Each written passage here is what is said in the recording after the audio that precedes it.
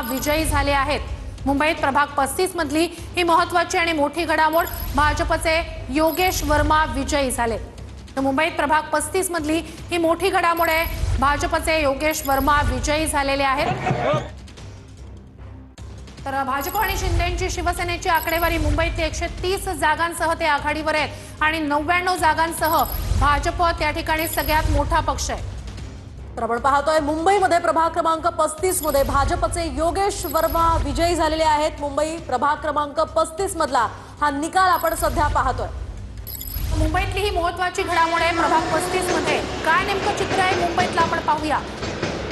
तर मुंबईमध्ये भाजप आणि शिवसेना यांच्या युतीला 130 जागा, तर ठाकरे बंधू आणि राष्ट्रवादी पवारांची राष्ट्रवादी यांना 72 जागा आतापर्यंत मिळताना पाहायला मिळतात। तर काँग्रेस आणि वंचित यांच्या आघाडीला 14 जागा मिळताना पाहायला मिळतात।